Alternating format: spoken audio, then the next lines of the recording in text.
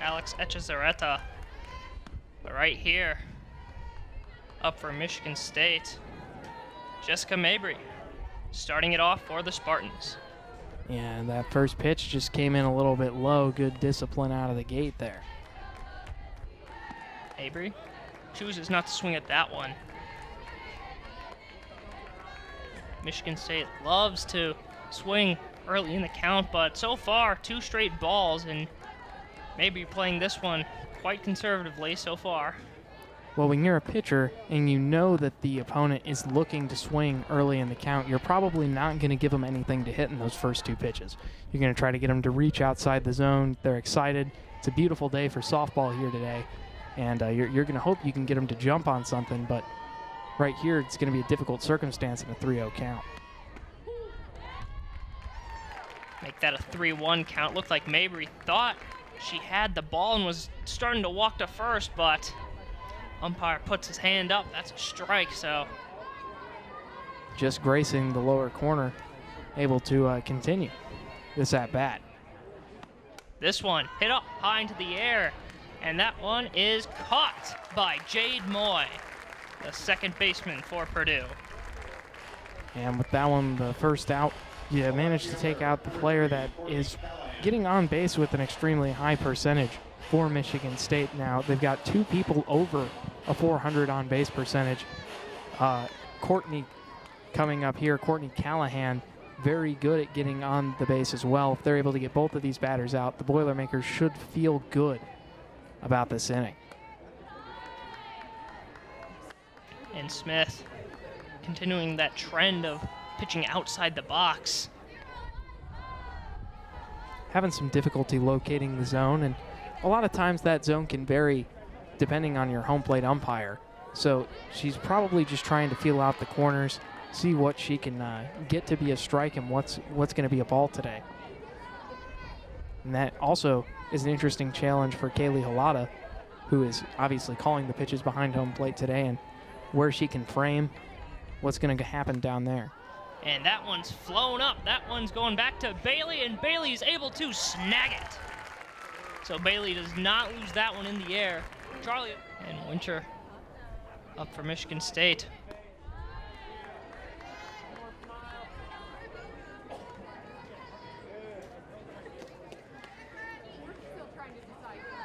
Cameron Winter, the junior, having a great junior year. 323 batting average.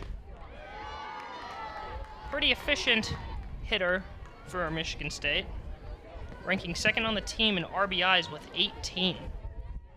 Something else that's worthy of note about Winter, batting .328, the second highest batting average on the team, but the on-base percentage is only at .392. Not a big difference between the two, which means as the pitcher, you're a little inclined to test the corners of the zone and see if she'll reach on things outside of it, since maybe the plate discipline isn't as great as in these first 2 batters.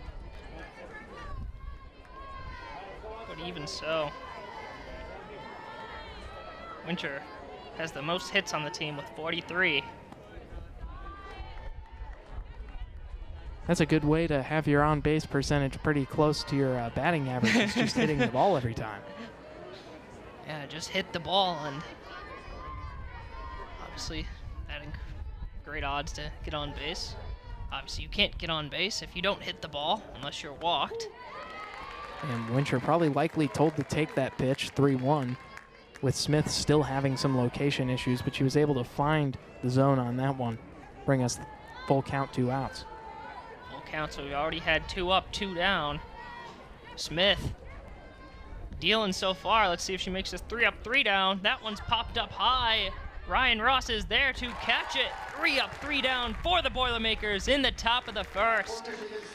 And just like that, Purdue switches, and they will come up to bat after we eyeing down Ashley Miller. Ashley Miller moving up in the single season strikeout leaderboard. She's now in 3rd place with 224 strikeouts behind Jessica Beach, who has number 1 and number 2, 2003 and 2004. So Ashley Miller creeping up on history.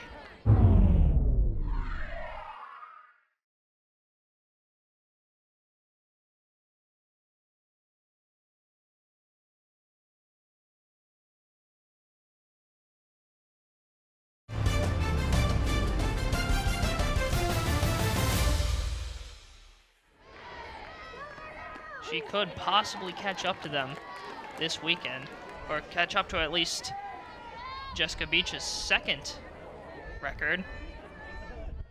235 strikeouts set in 2003. So 11 more, or 12 more, to actually take the holds of second place. And Jade Moy, very talented at finding her way to first base. Not necessarily a big power threat, but able to find her way over there.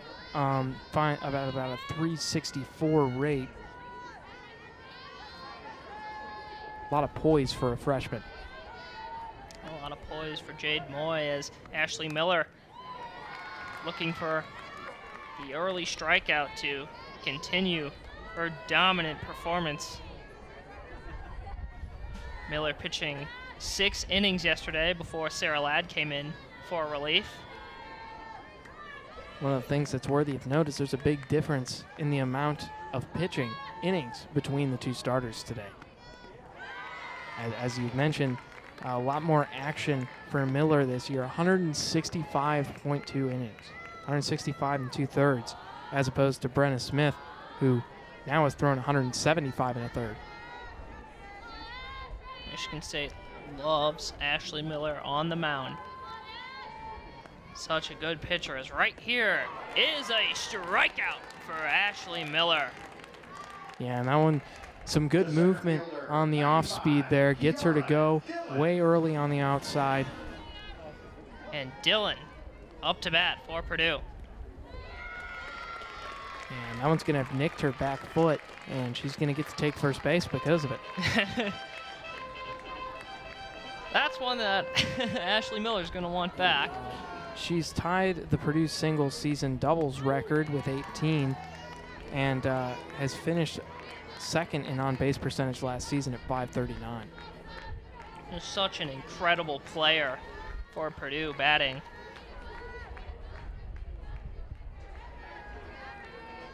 Really almost carrying the team yesterday, having 2 of the 3 total hits in the game.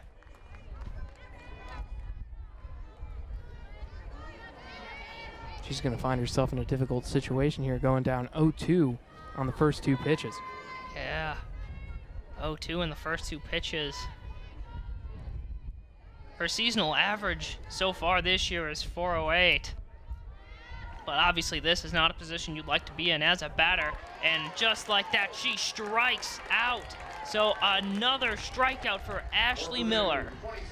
Because oftentimes when you see people go to throw that off-speed, you're going to see that arm slow down. That's an excellent point, Charlie, as Dillon is able to steal second. Yeah, that off-arm speed makes it hard to hit. But it'll be up to Olivia Mcfadden now, batting .234 with 1 home run on the season. McFadden with a .320 slug percentage. Swing and a miss. And that steal was really important. That's going to move Dillon into the top steal spot here on the Boilermaker team. 7-7 on the year in attempts. And it also puts her in scoring position in the event that McFadden's able to find some grass with this ball. McFadden not swinging on there, so now it's a 1-2 count with 2 outs.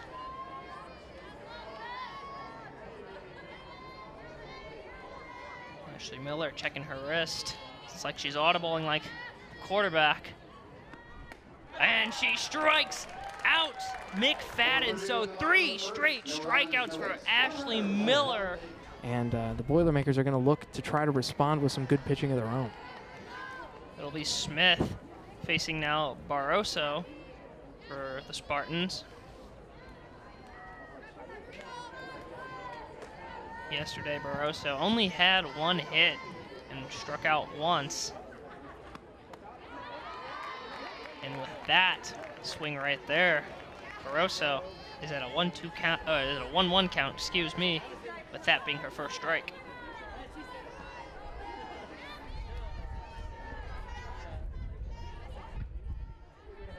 Barroso swing and a miss again.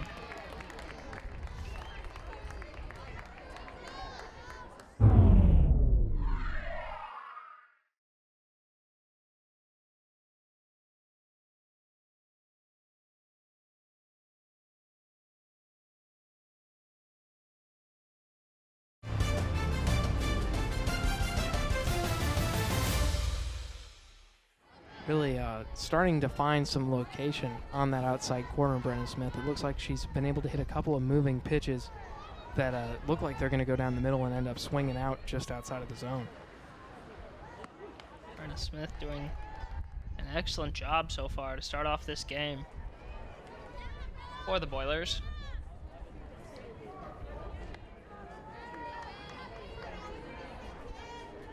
There's Barroso. 1-2 count. That's 400 as a leadoff hitter. With a 408 slug percentage.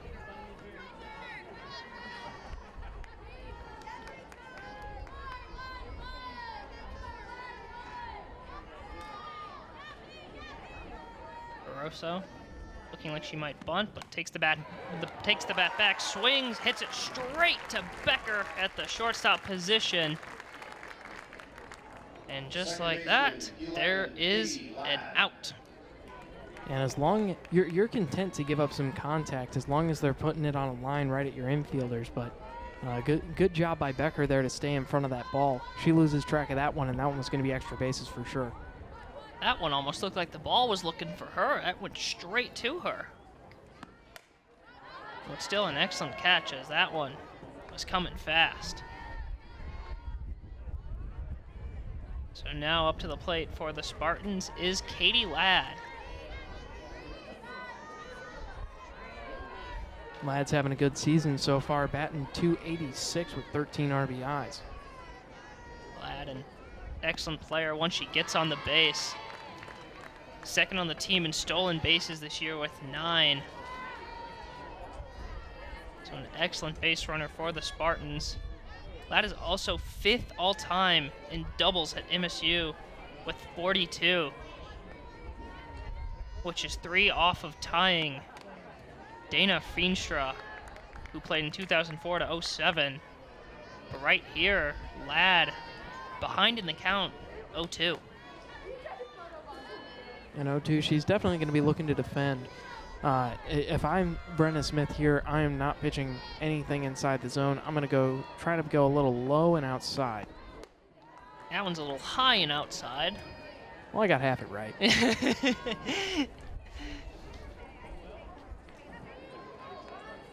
My softball experience is limited to the slow pitch. So.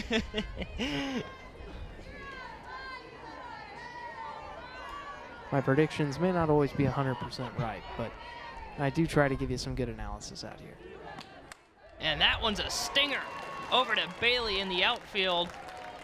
So Ladd getting the first hit of the game for both teams, making it to first base. And really finds the gap well between third and short there. And it was a hard hit ball. It skipped out to the outfield real quick. No opportunity for extra bases, but still a quality play there and a way to get the ball in and corral it. Yeah, just an excellent job putting the ball in play. And now Kendall Cates. Cates had an amazing game yesterday. Kendall Cates with the 2 RBI triple, hitting it over into center field, making it all the way around the bases until sliding into third base. Kendall Cates looking to continue her great stretches. That one's bunted. That one's thrown to first, but dropped by Moy, so Cates is able to make it on base after the bunt. Undoubtedly going to be scored as an E3 there. Got to hang on to that ball if you are Moy. Really, no debate about that. My apologies. It's going to be an E4 because Moy plays second base. But the Boilermakers wanted to talk this over. 2 runners on, 1 out, and you just gave up a free one. So now runners on first and second with 1 out. That one's flying over to first, out of field of play, but caught. So that one's caught for the second out. Was followed by bunt. Katie Ladd and Kendall Cates on first and second. Abby Joseph up to bat. Joseph also had a great game yesterday.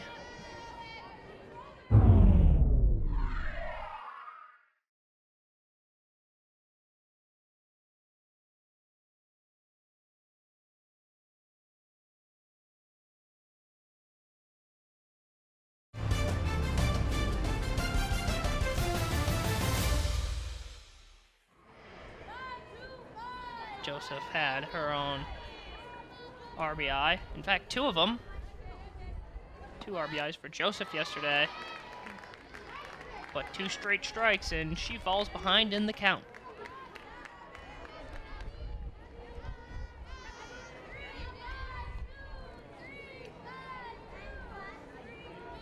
Joseph's going to have an opportunity here. Runner in scoring position. Chooses not to swing. Joseph, relatively clutch hitter in positions where her back's against the wall. Bats 500 in 2-out scenarios. Also bats 500 with the runner in scoring position. As that one's hit over to Bailey, and it's over Bailey's head. One runner comes home. Here comes another. She's going to third base, and she slides into third. Abby Joseph sliding into third base, batting in Katie Ladd and Kendall Cates. Yeah, it's going to be interesting to see how they score this one. I would assume it's going to be an error out in left field, and that would be 2 consecutive errors there. As we can see, this just goes over the head. This one Bailey does lose in the sun. And all of a sudden, it's another coach's, or just another meeting on the mound for the... But as I was saying, yesterday we saw those first 2 miscues, and the third one still ended up happening. Purdue just could not rally it back together and close out innings, letting up 4 runs and letting up 3 runs.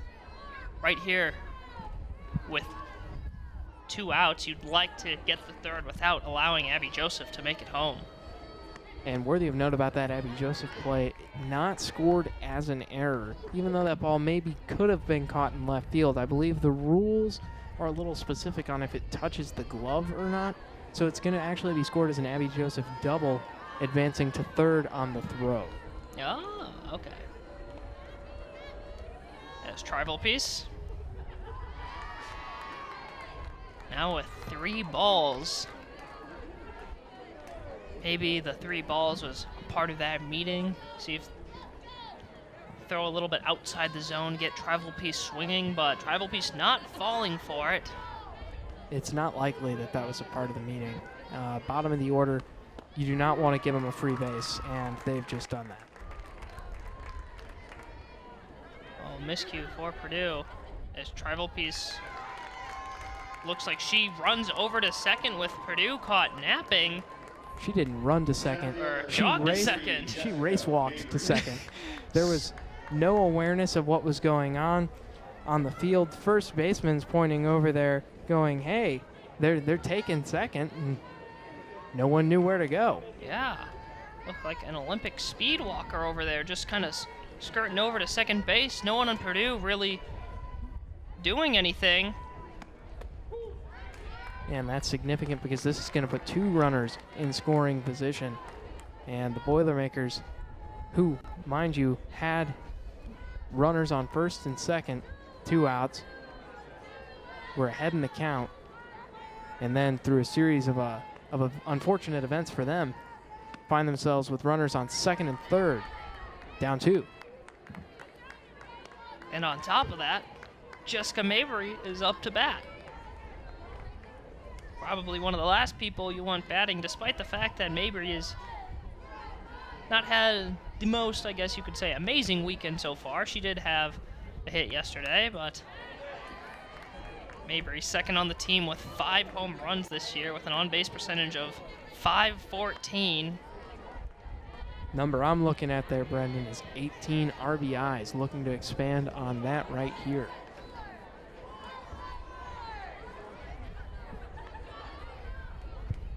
Mabry, such a great hitter in these positions as that one's hit out to center field. Dillon's there, and that will be the inning. Dillon ends it with that catch. Michigan State on top with 2 runs scored at the top of the second. And the scoreboard now reflects that they're paying for it. And Platusik, chopper straight to Miller, results in an easy out. As just like that, Another out, as that one's hit straight to first base. Kaylee Halada.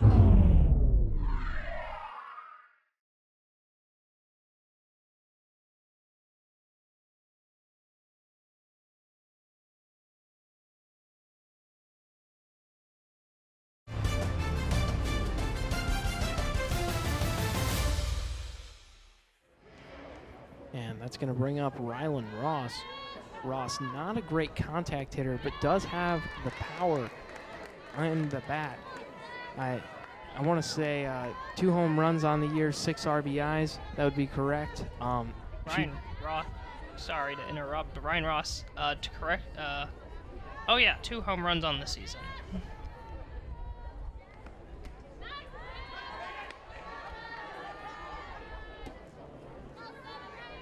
And when it comes to Ryan Ross here, the last thing that the Boilermakers want to have is a strikeout from this at-bat. Definitely want to at least make contact, start progressing, see things you can grow on.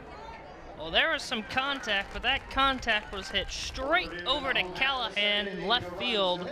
So 3 up, 3 down for the Boilers. And Michigan State is going to return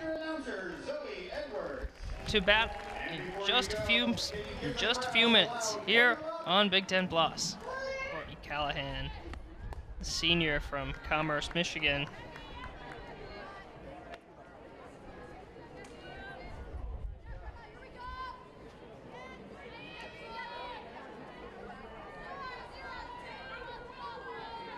Callahan winding up.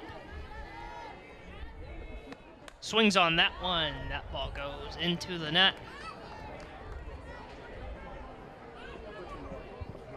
And just not able to get around on the ball all the way there. Just chopping underneath of it. Going to fly back. And if that net wasn't there, it would have come into our booth. We would have been able to catch it. That one flown over to Bailey. And Bailey is not able to grab it outside the foul line.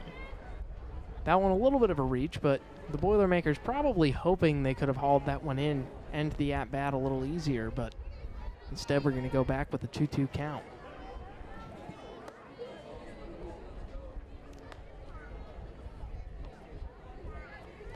And I mean, a common misconception is that when there's a 2-2 count, no one is at an advantage because the numbers are the same.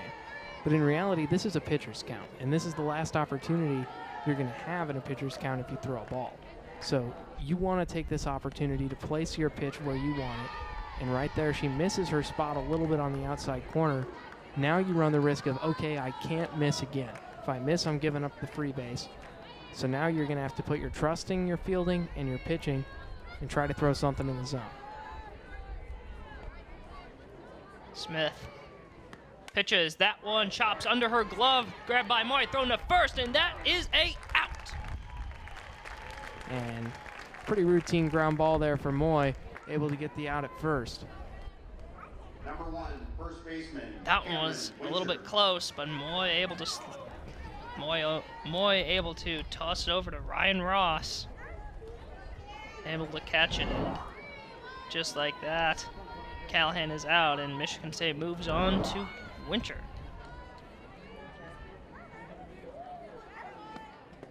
Cameron Winter, junior from Houston, Texas. 0 for 1 in the ball game today. A little unexpected, you could say. She's been seeing the ball very well this season. As she watches a strike over the corner there. Last year, Winter was a Big Ten Distinguished Scholar, academic All Big Ten.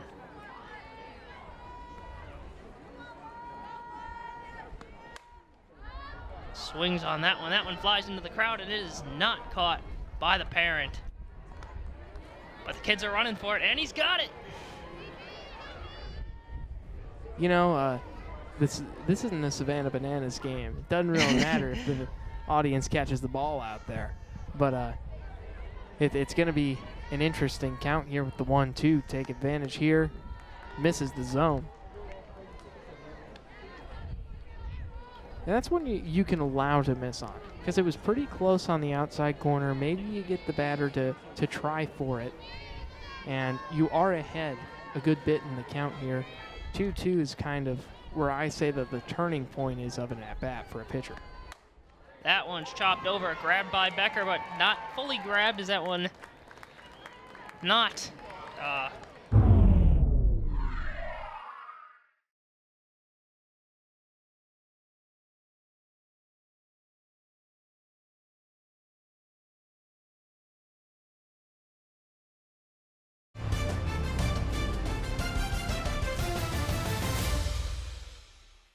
I guess it doesn't reach the inside of her glove, so it kind of just sits on the ground, and Michigan State able to get a runner on first base, with Becker unable to pick the ball up off the ground. Yeah, sometimes it's hard to get a clean pick, especially when it's bouncing out on the dirt there. Just got past the third baseman, maybe weren't necessarily expecting it, not able to bring it all in. And looks like that one's hit into center field, and that one is caught by Dylan. Dylan able to bring in the line drive and get the ball in good time. Has not hesitated to show bunt at all today. Yesterday, some of the Michigan State hitters would almost show bunt and then wind their bat back up right as the pitchers would wind up to pitch. That's a pretty common utilized strategy.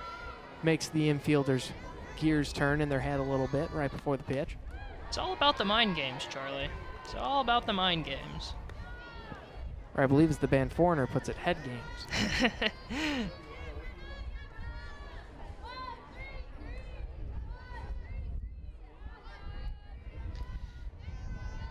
Katie Ladd looking to get on base. Again, her first at-bat, she got on base, able to get around and score one run. You know, we're talking about head games. Something that we need to talk about here is it's Cameron Winter over on first base. She's getting large secondary leadoffs after the pitch is thrown, and it's drawing the attention of Kaylee Halata to where she now has to consider, okay, am I going to throw down? Am I going to look for the steal going to second? It's just another factor that the catcher has to account for in an already busy mindset calling the pitches. Oh, she was looking for it, but it doesn't matter because that is a strikeout. So just like that, Purdue ends that sequence for Michigan State. Looking to improve on those numbers here today. 2 hits and 8 strikeouts for Cox. And it's interesting to see Cox be utilized here as the designated player today, considering she has not hit the ball particularly well.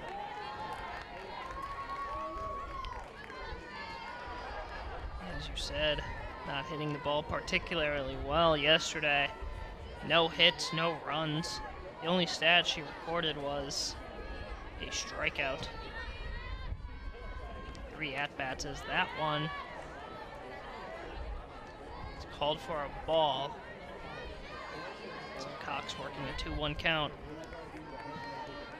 Well, something the Boilermakers are looking to do is you don't necessarily anticipate to see hits right out of the gate against this quality of pitching you're wanting to improve. First inning, it was 3 strikeouts. Second inning, it was all 3 balls put into play. And here, it's going to be a hit by pitch, but the Boilermakers are going to look to progressively build up to maybe getting some contact. The 2 Boilermakers, as that one's bunted, she's going to make it to first, but it is caught. And for the out, so the bunt by Bailey. It advances Cox to second, but Bailey is out at first. You're going to want her to try to put a ball out in right field, so even if she flies out, you're going to have the opportunity to advance the base runner. And that one is put out into the outfield, but it is caught. Caught by Callahan. And part of the reason I mentioned you want to hit it to right field is because you would have been completely content with that fly ball if it was in Dylan. Though this is her second time at the plate, this is Becker. It's going to be her. My apologies. It is Dylan. It's going to be her first appearance today at the plate, as she was hit by a pitch in her first at bat.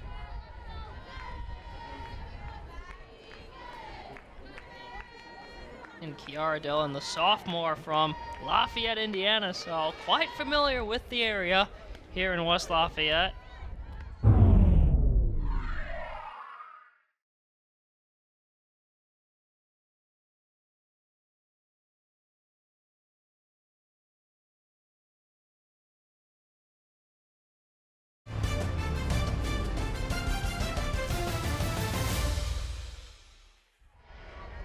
Dylan went to Harrison High School. A varsity starter for all 4 years.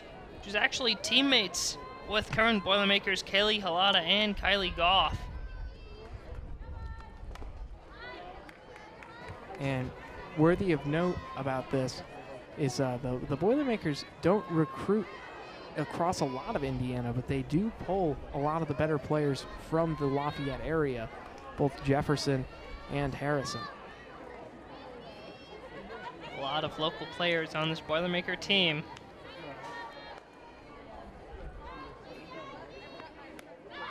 Well, that one not inside the box, and Ashley Miller facing off against Dylan with a 2-2 count.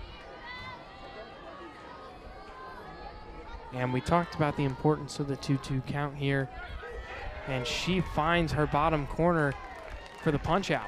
Like you said, the punch out. So there is another inning done. Purdue still has nothing on the board. 122 and 166 record, just a touch under 500.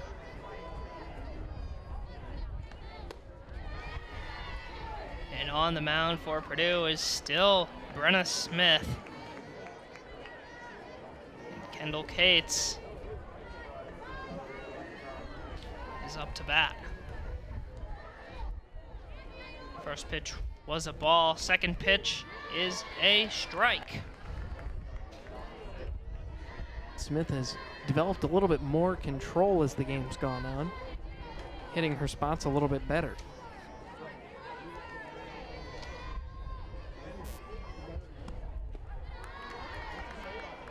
Can't find the spot there.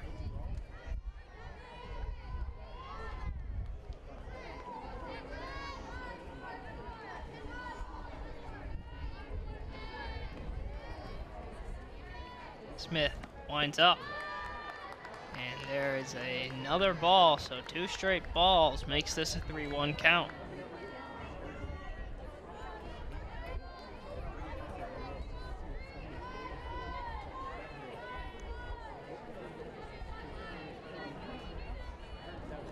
Like that one's hit over to Bailey. That one might go over the wall, and it does! So it is a homer for Kendall Cates.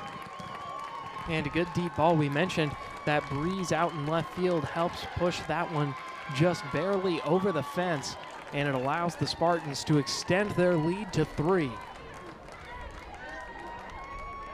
What a great hit by Cates. Watch the windup, watch the swing. That ball's going to the moon, over Bailey's head and over the fence. And for the Boilermakers here, it's going to be interesting to see how they respond. You're facing some adversity. You just gave up a big hit, no outs. You saw they kind of struggled with adversity earlier in this game in the second inning. It's going to be telling for the remainder of their season how they're going to respond right here. It'll be very telling, especially because combining yesterday's score, Purdue has let up 11 runs and have scored none of their own. So Purdue not finding anything offensively and not finding anything defensively, just a tough stretch that they just have to somehow fight through and figure it out.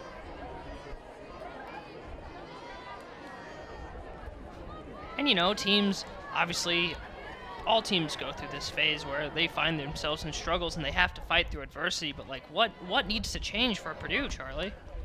Well, I mean, the biggest thing that needs to change for Purdue is you got to get the bats going. You got to get some control from your pitchers.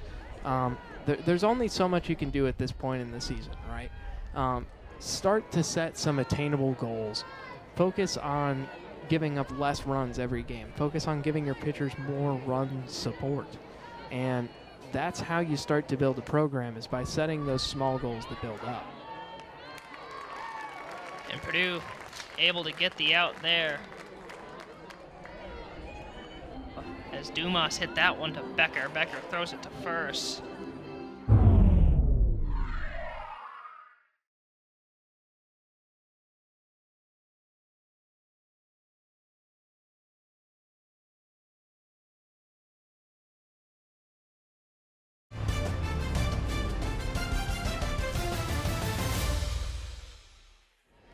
It's an effective strategy for most pitchers. I want to go back to what you were saying just a bit ago, not letting teams score all these runs. Last weekend against Northwestern, granted they are the number 6th ranked team, so obviously they're one of the best teams in the country, but they still let up Northwestern scored double-digit runs in all 3 games. 14, 10, and 10. And now you play Michigan State at the bottom of the Big Ten Conference. You let up 8 runs yesterday, and currently on pace to let up 5 runs today. And so, somewhere along the way, you have to recognize pitching it's at a premium here. It's very difficult to strike out Big Ten hitters because Big Ten hitters face a lot of very good and oftentimes similar pitching. And there's only so much you can do with the current staff. You know, during the offseason, you want to develop those pitches, maybe improve on the movement pitches, try to add some velocity through some off-season training. But for the situation you're currently in, I think the key is just limit your errors, because right now it's the only thing Purdue's put on the scoreboard is an error. And you don't want to give up any base runners for free when you're already having issues getting outs. And a 3-1 count as that one's chopped over to Moy. Moy grabs it, throws it to first, and there is another out for Purdue. So as you said, throw it to Ross at first. A Tribal Piece now. Marissa Tribal Piece up to bat for Michigan State.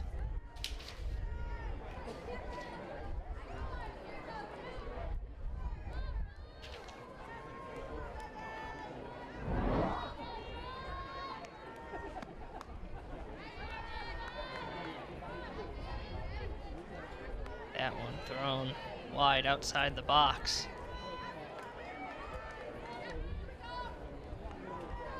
Brenna Smith, just to kind of check in with her stats so far, she's allowed 4 hits, 3 runs, 2 errors, as that one hit off the glove of Tribal Piece right to her. So Smith catches that laser, and Purdue escapes an inning, only allowing 1 home run. I think that she's put together a team that, let's face it, the Michigan State team's not necessarily going to be competitive in the Big Ten this season. But I think they're starting to lay the groundwork to be successful later on. And that's what you really are looking for, because nobody has 30 straight years of dominance. You have to have those periods of time where you sit back and you rebuild and you adjust.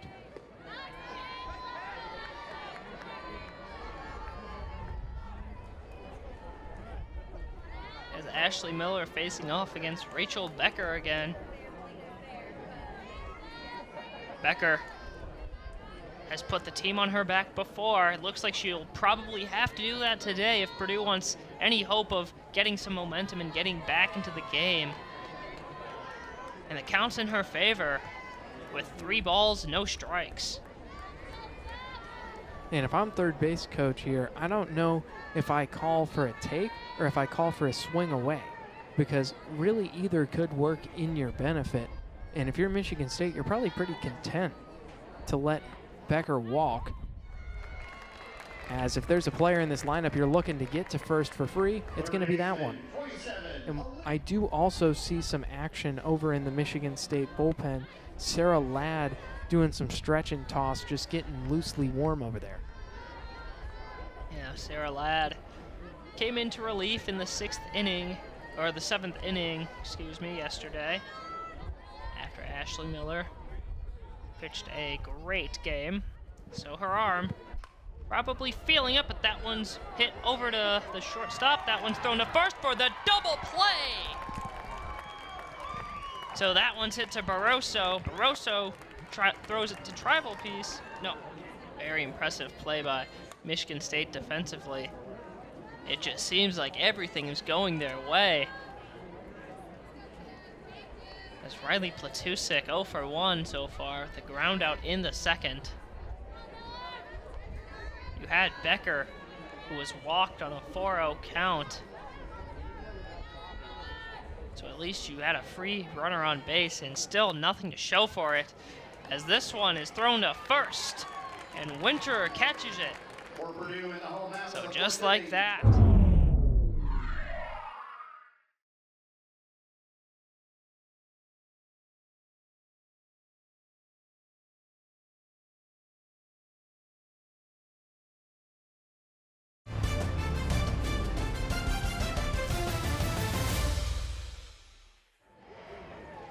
To dominate Purdue as that one is popped up into the air. Moy is there, but she's not going to be the one that catches it. It looks like Platusek goes for it. It drops. She doesn't catch it. And Jessica Mabry is able to make it to third base. So a triple for Mabry off of Platusek. Unable to catch that ball. And a ball that shallow in the outfield, I get it when the right fielder calls it, you back off of that ball, but maybe that's one that the right fielder, Riley Platusek, wants to think about maybe.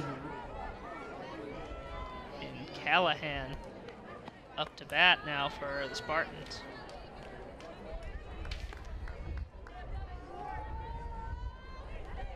Courtney Callahan. The .455 slug percentage. 2 home runs on the year. 16 RBIs. Can make that 17 if Mabry can make it home. But it's 1-1 count.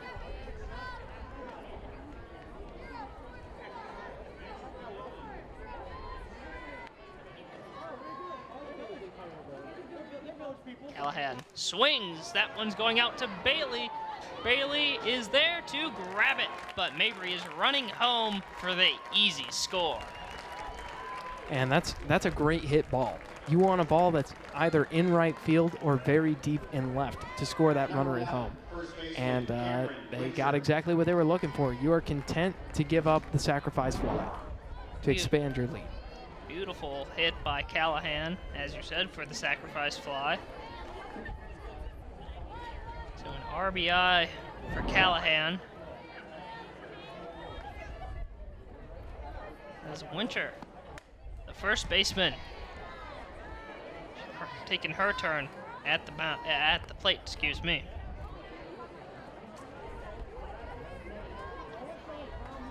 And Winter has thus far today not been too eventful. 1 for 2, batting .328 on the season.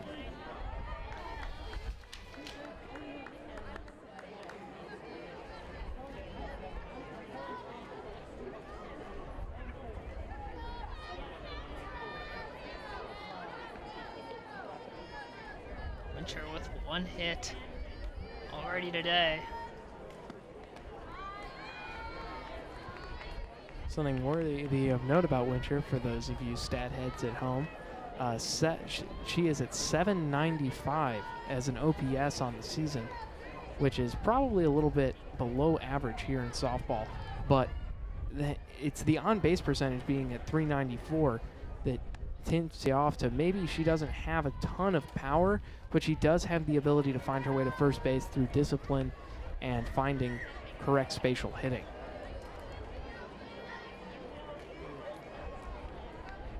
As Winter has 45 hits on the season, 7 doubles, no triples, and 1 home run. Does not swing at that one. And Brenna Smith on the mound has a 3-2 count.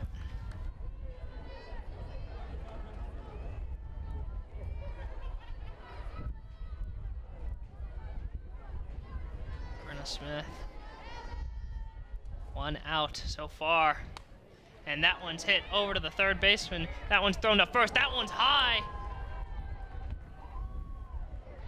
But Winter decides to stay at first. That one way over the head of Ryan Ross. Lucky that that didn't result in anything else. Yeah, and that's definitely going to be scored as an E5 throwing error on the third baseman. They're lucky the ball stayed in play. I'm content to call it whatever they'd like. As Barroso up to bat for Michigan State now. After a quick pitcher's meeting, or meeting on the mound, Brenna Smith still pitching, this being her 5th of the day, as that one's hit over to Platusik, and Platusik slides again and can't catch it. Schneider running to first. Schneider running to second, excuse me. So another one by Platusik she can't grab. This one's a bit out in front of her. Second baseman. She slides, almost like she's sliding into base to grab that one.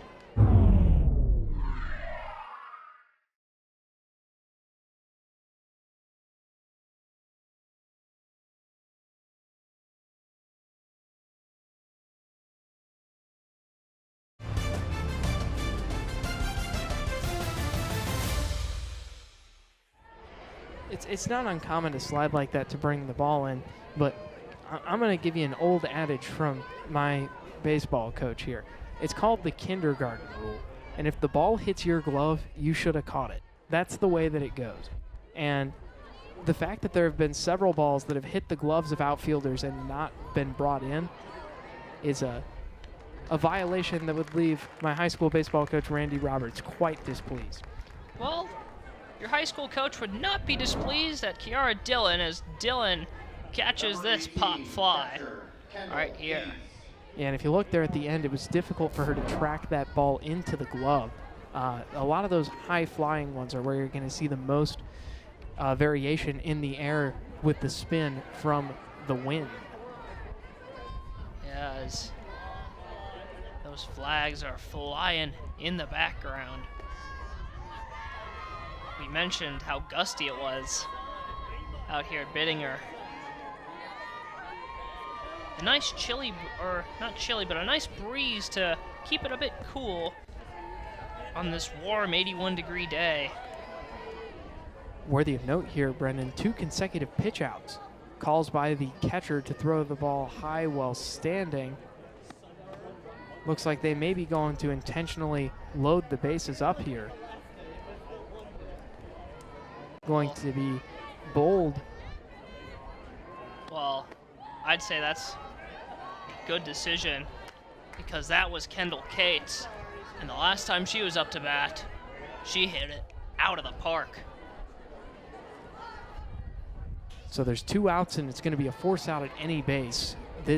I don't know that that's a decision that I would have made to load the bases up with the defensive difficulties that the Boilermakers have been having. But it is it's an interesting idea.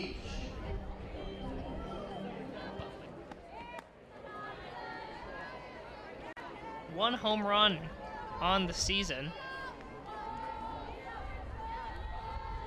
With the current layout of the infield, I don't really think that you're looking for a home run here. You're probably looking for a ground ball just to the right or left of the pitcher, probably to the left, that you're going to be able to poke through and just score a couple. But then again, with the difficulties in the outfield, maybe if you can just put a ball up in the air, you may be able to have that breeze give you some assistance and score a run that way.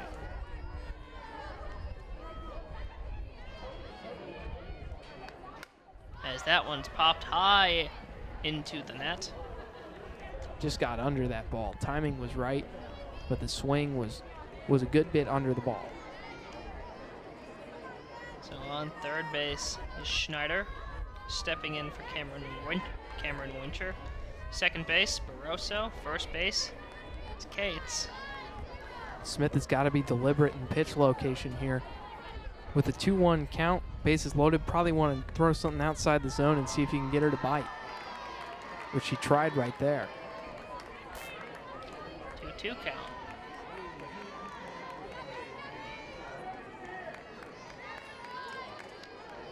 And this is going to be a big one here.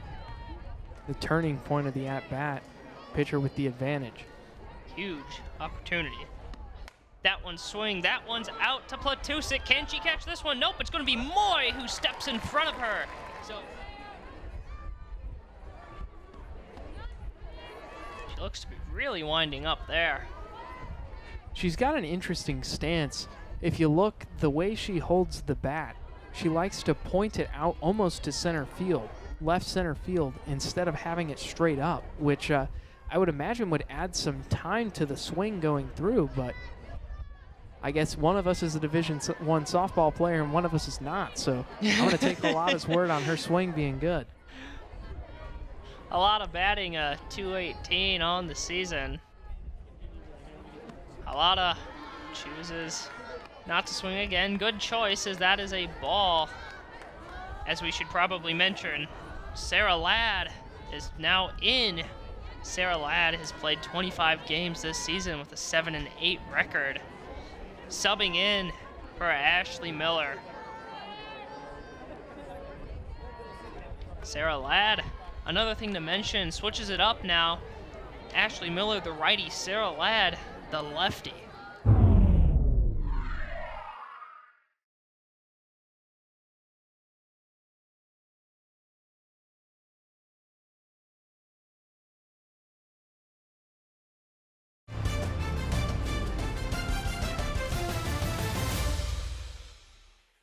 And when you go to the substitutions, you want to try to find some differences from the starter out of the bullpen, whether that be going from righty to lefty, lefty to righty, maybe a fastballer to something with a lot of movement.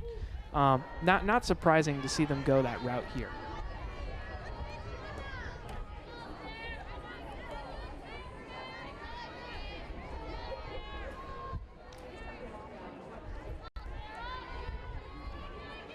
Sarah Ladd, the younger sister of Katie Ladd.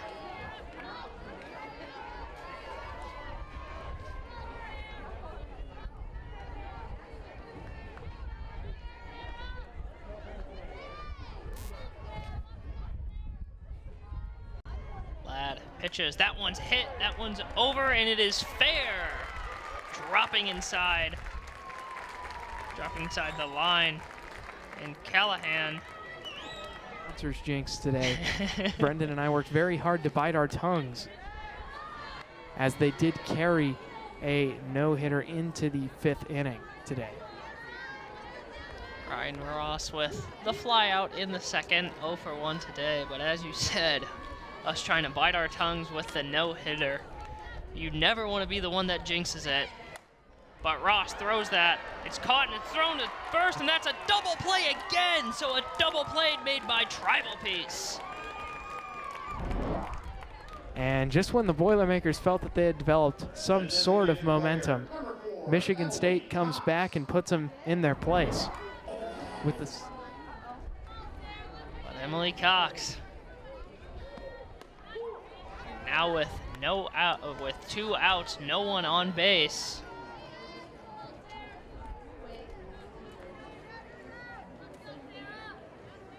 Cox, as we mentioned earlier, not hitting the ball particularly well this season. Still looking to improve.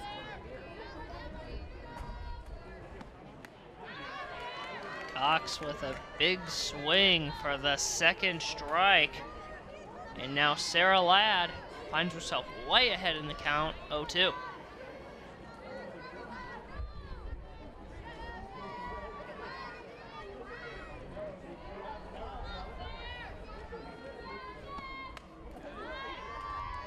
That one doinks off the top of the bat into the net.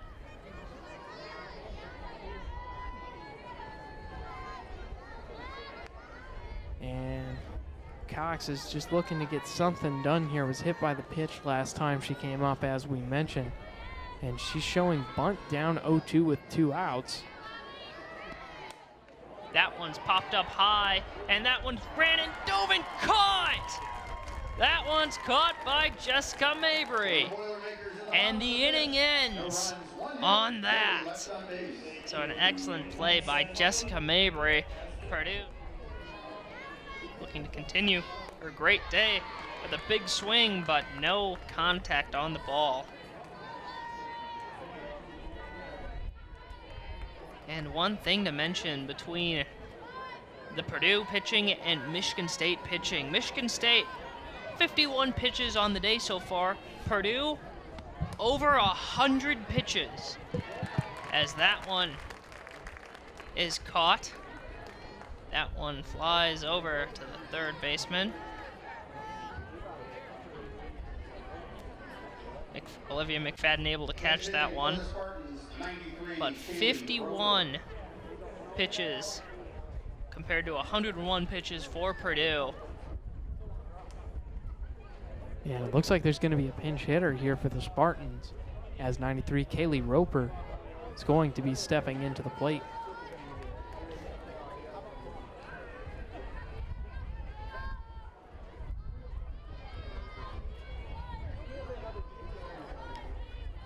Kaylee Roper pinch hitting. 93 at-bats this season with 20 hits, leading to a .215 average with a .268 on-base percentage.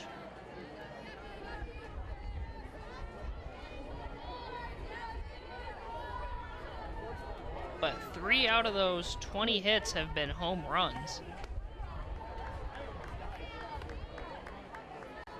And Roper is a younger part of this team as a freshman.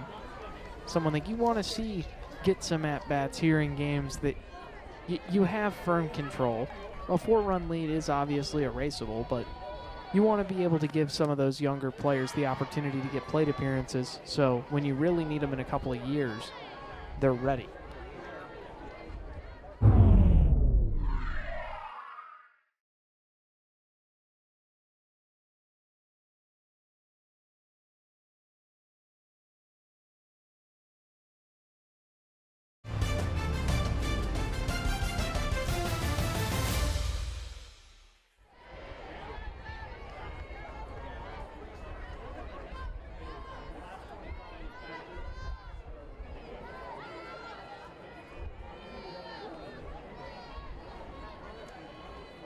Smith pitches.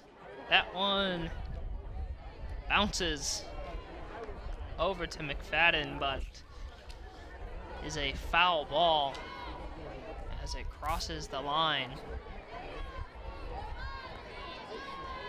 A 1-2 count for Roper.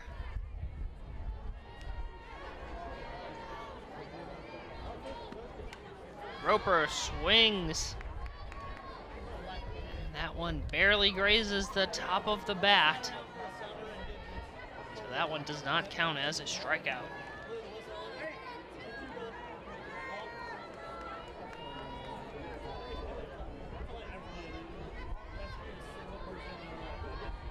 One, 2 count. Roper swings. Dinks off the top of her bat again. And Roper's timing is good, just struggling to locate bat to ball here, unable to find the middle.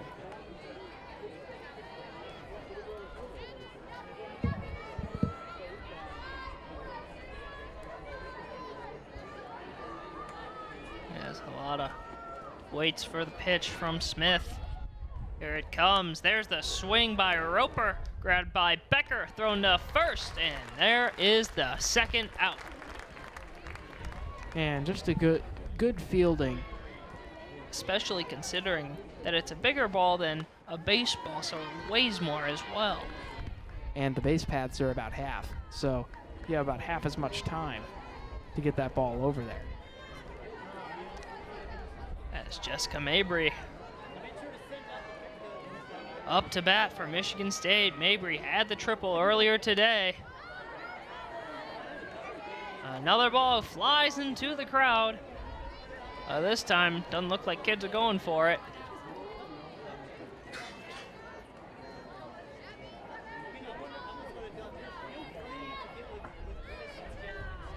And there's a little happy guy. Got himself a little souvenir. Oh, yeah. So he did get it. Gotta love that.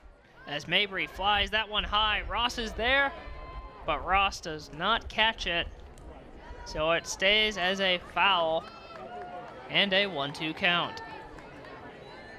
And I'm going to give credit to good play by the first base coach over there for Michigan State, able to kind of maneuver herself to be just enough in the way, but not all the way in the way to where they would say anything.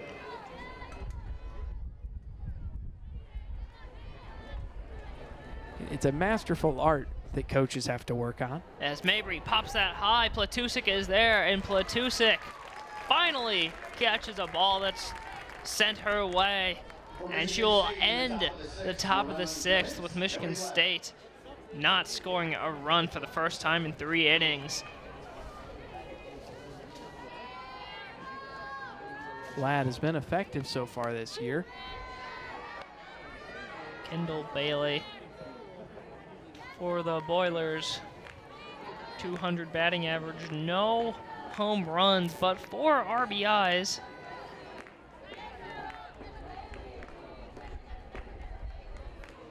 Bailey, that's a powerful swing, but it's not accurate. Oh my goodness, was that caught?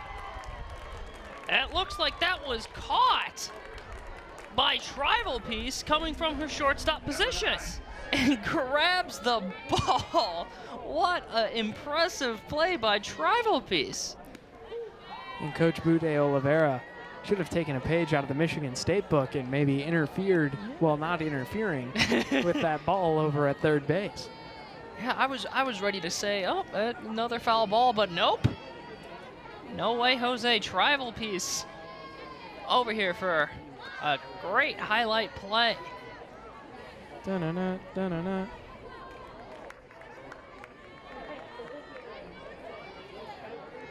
Tribal Piece standing at 5'10". That height definitely has to play a part in how she was able to reach over the fence and make the play.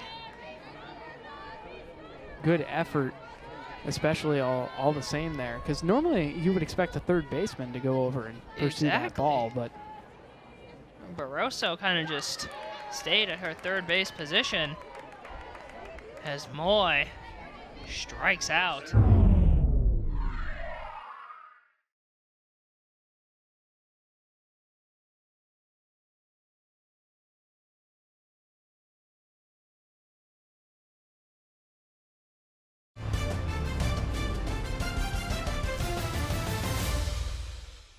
With no one on base. So Kiera Dillon pops that into right field, and Abby Joseph is there. So, or at least to limit Michigan State from scoring once again, to give themselves one more opportunity to tie this game. And here is an opportunity as Ross is not able to tag her, but it's thrown to Moy, who took over first base. So some quick movement by Callahan. Gets by Ross. I don't know how. But then First baseman, #1, Moy is there at first base. looked like fellow Michigan standout Kenneth Walker, the ability to avoid the tackle here. Yeah. Kenneth Walker playing softball. Great move by Callahan, but unfortunately for her, she is out, leading to Cameron Wincher up to bat. And Wincher with 1 hit so far today. 1 for 3 is a respectable day, of course, and it's about pretty par for the course for her. It'll be interesting to see what she does with this 4th at-bat here. As Brenna Smith continues to pitch for the Boilers, no break for her. This is her 6th straight inning of the day. She has been pretty effective as far as the game has gone, has given up 6 hits, but they've also resulted in leaving 6 Michigan State runners on base.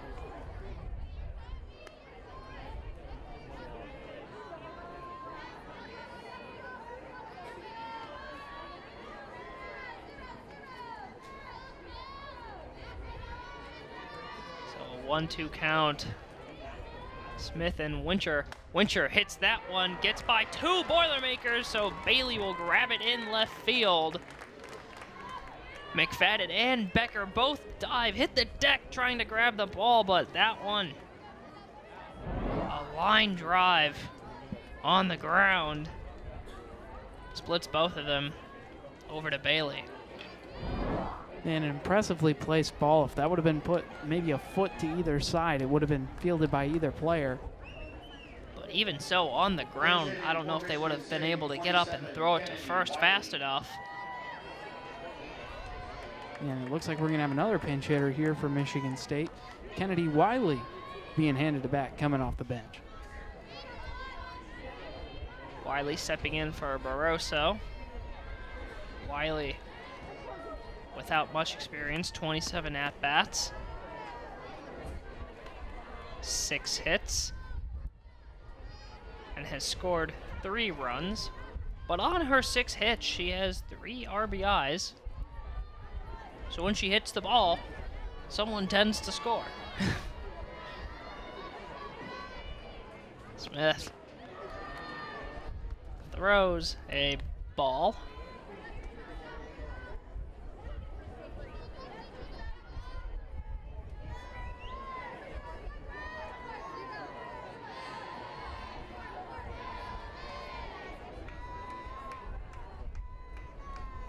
Smith, that one a bit low for ball 3. And with the 3-0 count for Smith here, it's going to be just important for her to try to find her way out of this situation, because this has been a rough game for the Boilermakers. They need to try to get out of this game, retool, and focus on their last opportunity to bring up some bats to the plate and get something going.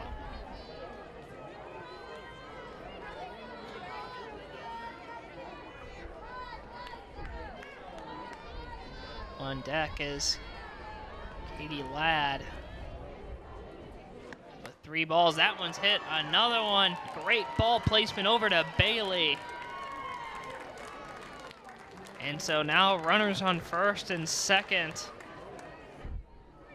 with Katie Ladd up to the plate.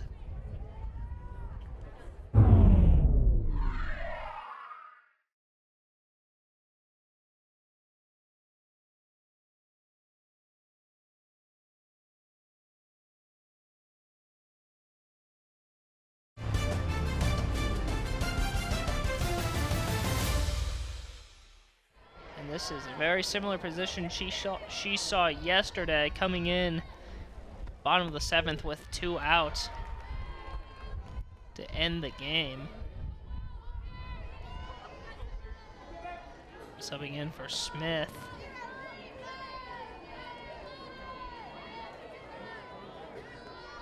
Remind everyone, Cameron Wincher on second.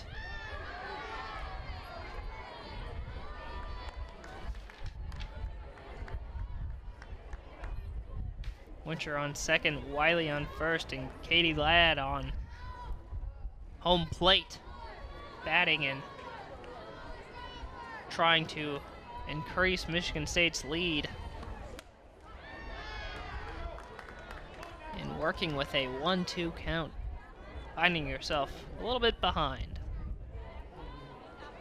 You know, one of the things that I think is most impressive about these sports is that the catchers have to have a wealth of knowledge about the abilities of every single pitcher that could throw to them. And, you know, you're not calling the game for between Smith and Klochak. But right there, Klochak steps in and gets an instant strikeout. Her right here at home. So 2 straight balls. Charlie, are we seeing the same strategy? I would not tend to think so, coach is going to come out here and have a little bit of a discussion. It's definitely a beauty. But coming back to the game, it looks like Klochak throws a strike. And it looks like she's communicating into the dugout. Looks like she's looking at Becca Jones holding a sign over there. Yeah, and it looks like we're going to be seeing another intentional walk. They're going to give her the base as the catcher's standing up here looking at the wristband. And for the second time today, they are going to opt to intentionally walk Kendall Cates. Kendall Cates walks, bases loaded. 22, Mackenzie. And Mackenzie Meach. Bases loaded. Purdue down 4-0. Needs to close out this inning strong to give themselves a decent opportunity offensively to make a comeback and tie this game to send it to extra innings. But Meach stands in between that as she pops that one up high. Moy is there. Will she get it? It bounces off her glove. She does not, but it is out of the field of play for the foul. And just the kindergarten rule violated again there. It's not going to go into the book as an error, but that would have gotten them out of a very tough situation with the bases loaded. That's one that you want to see your player. Don't just try to reach out with one hand. Use two. Try to bring that ball in with the top and then seal it. So Meach gets another opportunity. And Klochak throws a ball. Meach doing a good job of not being jumpy in a situation that is pretty high pressure here. It's taken 2 pitches. Very high pressure bats. 188 with 2 outs. Swings on that one, and that one drops. There's 1 coming home. There's 2 coming home. And that is a 2 RBI double for Meach. And that is a very well hit ball. I'll be interested to see if it's scored as a double or a single with the advancement on the throw. But either way, really well put out there. Great play by Meach. And Michigan State extends that lead to 6. Wincher and Wiley able to slide home safely. Looked like Wiley slid over the bat. Hopefully she's feeling all right. I can't imagine that felt good.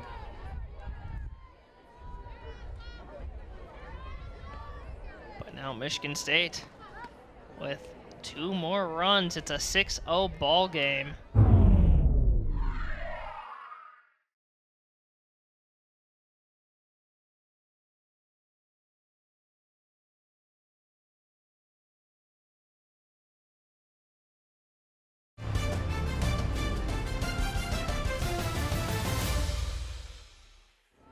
Purdue letting up 14 straight runs against Michigan State, while they have not been able to find anything offensively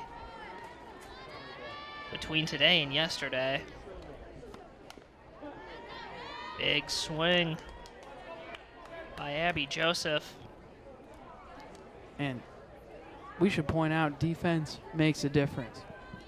Just a moment ago, we talked about how Moy missed that ball over in foul territory. And now if that ball's caught, those 2 runs are not on the board.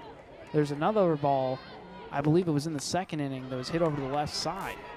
That if it was caught, those 2 runs don't score. And it's just a very interesting, you're allowing Michigan State to build momentum off of your mistakes. Is up to bat to try and start off the bottom of the 7th for Purdue. Becker 0-1 with a walk today. And as you mentioned, bottom of the 7th, this is the last call to hit the ball for the Boilermakers today. And Becker was able to get on base, but has not registered a hit. In fact, Purdue only has 1 hit on the day. And that hit was made by Kaylee Halada. Yesterday, Becker hit 2 of the Boilers' 3 balls, with Jade Moy hitting the other. Today, not so much success for Becker. It's that foul ball.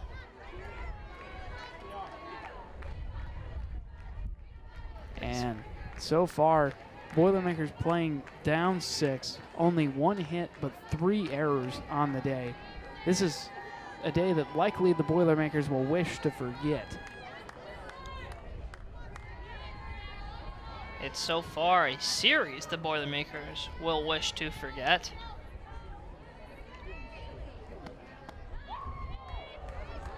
As this game pans out to be basically a mirror of yesterday's game.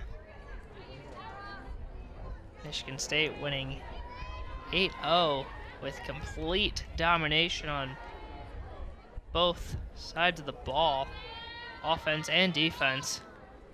And a 2-2 count for Becker all of a sudden becomes a 3-2 count. So a full count. Becker facing Sarah Ladd with the pressure on her.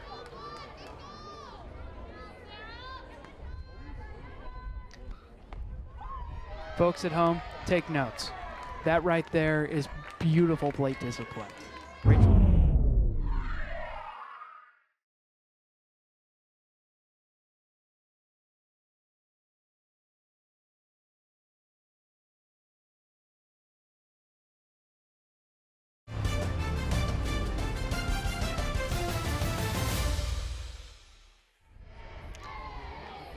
And Olivia Mcfadden up to the plate. McFadden today struck out once and also had a ground out, so McFadden not able to find herself on base, just like a lot of Boilermakers today. But McFadden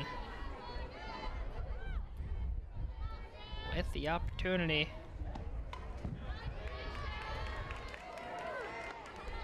But all of a sudden it's an 0-2 count and McFadden is way behind.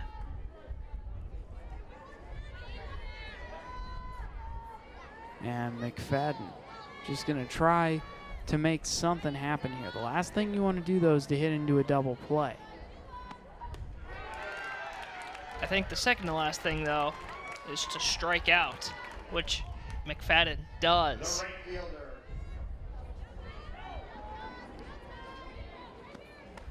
With 1 out already.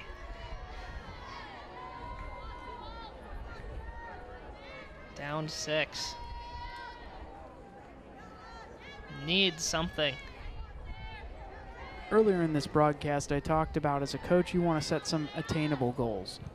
An attainable goal for this Boilermaker team right now is you cannot hang zeros in consecutive games. You've got to get a run in here by any means necessary. And whether that be just continuing to get on base by having a good eye, or that be making contact with the ball, putting it in play, you can't allow yourself to lose 2 consecutive games in this manner. So that one won't be a double play, but Becker is out at second. And it is now an 0-2, or not an 0-2 count. I was about to say that. That is not correct. It is 2 outs. With Halada up to the plate.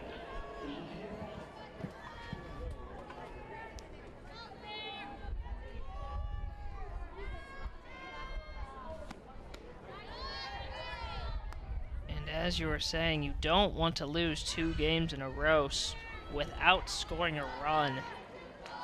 That's only happened 1 time this season for Purdue.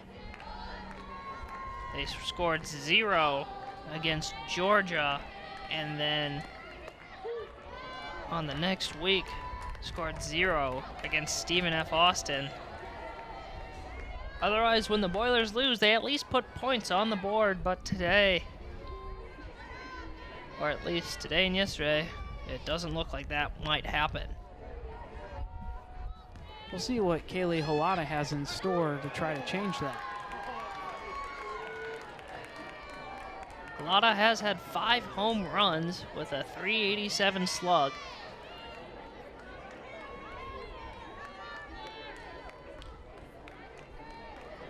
But like you said, the attainable goal of not being shut out twice. That one high. But Abby Joseph is there to end the game. That is the 3rd out of the inning. Purdue has shut out 2 straight games against Michigan State as the Spartans take the dub.